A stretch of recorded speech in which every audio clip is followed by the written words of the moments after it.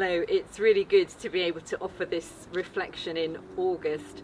I expect, like many of you, I have quite an inbuilt academic timetable within me that says something about this time of year for that pause and then getting ready for the new term. And I think, having been a teacher as well, I recognise something of that looking back and then looking ahead and getting ready. And there is often an anticipation of new term, but also a slight edge to it. And I guess that may be what some of us are feeling at the moment as we look back over the last few months, as we take this moment to pause, and then as we look ahead, knowing that there is considerable uncertainty before us.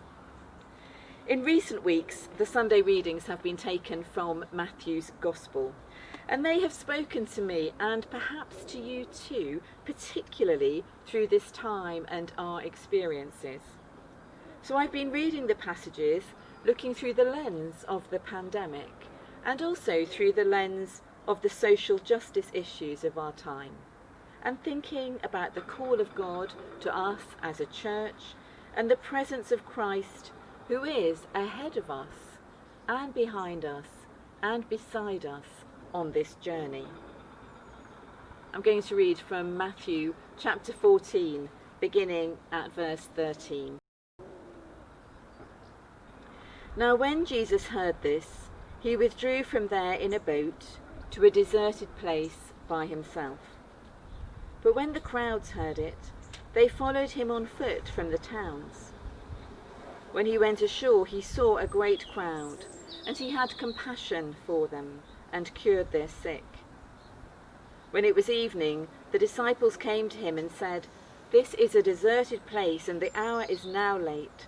Send the crowds away, so that they may go into the villages and buy food for themselves." Jesus said to them, "They need not go away. You give them something to eat." They replied, "We have nothing here but 5 loaves and 2 fish." And he said, "Bring them here to me."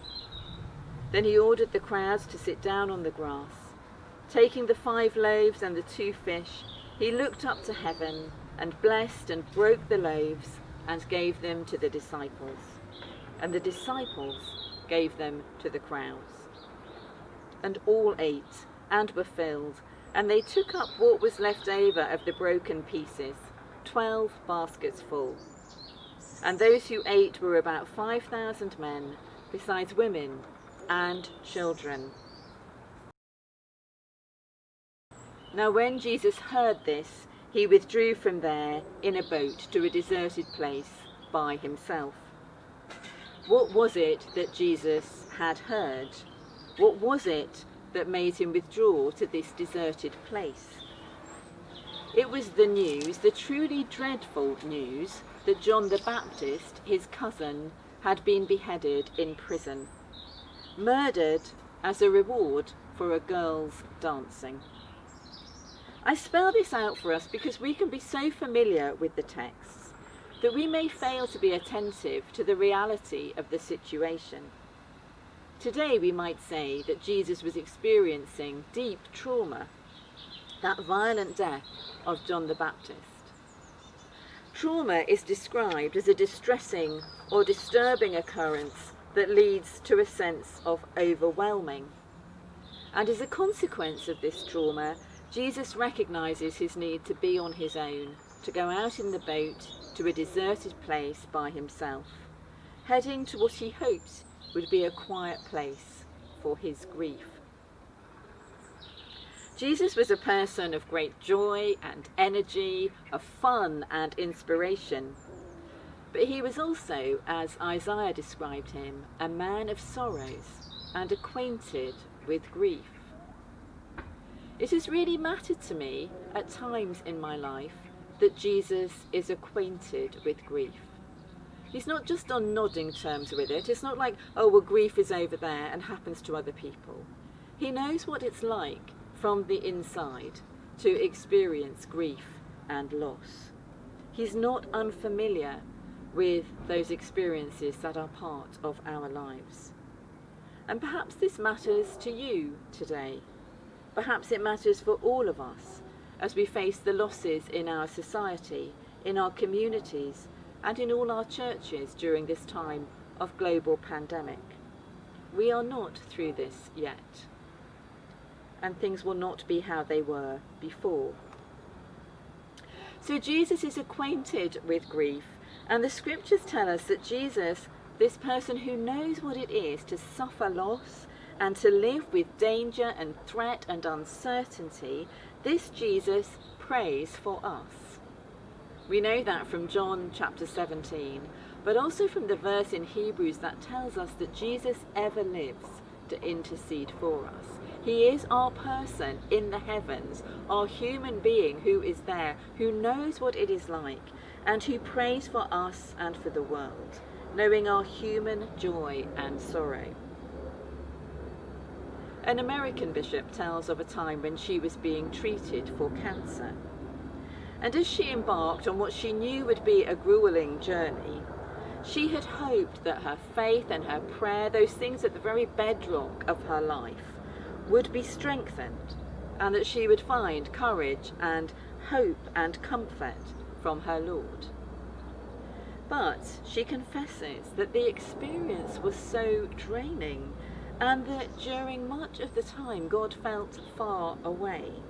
The strength and the peace that she longed for hadn't seemed to be near. But one day, when her body was still weak but recovering, she went for a walk along a beach. And on that beach, and in that place of beauty and with the waves lapping on the shore, she became very conscious of her own breathing and of her own life. And she said that she felt that Jesus was praying his prayer in her. She became aware that somehow God was in her very breath. And she said, I realized that all along Jesus was praying his prayer in me. So Jesus prays for his disciples. He is our human in the heavens, and he intercedes for us and for all the world. He holds us in his wounded hands. And I wonder today, if we listen to our own breath, whether we too may know that Jesus is praying his prayer in us. So one response to grief and trauma is to want to be alone, as Jesus did. Another response is to seek others and to look for community. The crowds too have heard of the death of John the Baptist. When they heard it, we read, they followed Jesus on foot from the towns. Jesus is going across the lake in the boat. They're going round the edge to find him when he comes ashore. And perhaps just a little aside to those of us who are in leadership, there are times when we are needed, when our own grief, our own feelings that we may want to go and be on our own with, actually here is this crowd that need that leadership, that need that compassion and care from us.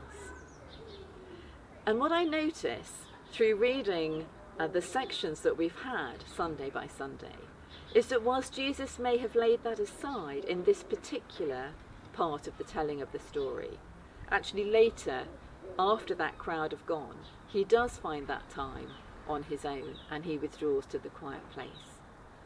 And that need for our own self-care, for our own withdrawing, or to listen to what it is that we need, as well as to what others who depend on us need.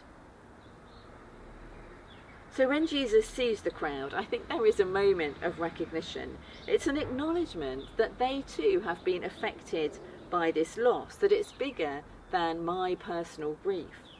And he had compassion on them. Compassion is one of my favourite words, from the Latin compassio, meaning with suffering. It's about standing with others in their suffering. And it's from the Greek word, one that I remember, splanknon. And it's a wonderful word, but it means really from the guts, really from within our very being. One translation says Jesus was moved with great tenderness that has come out of the core of him.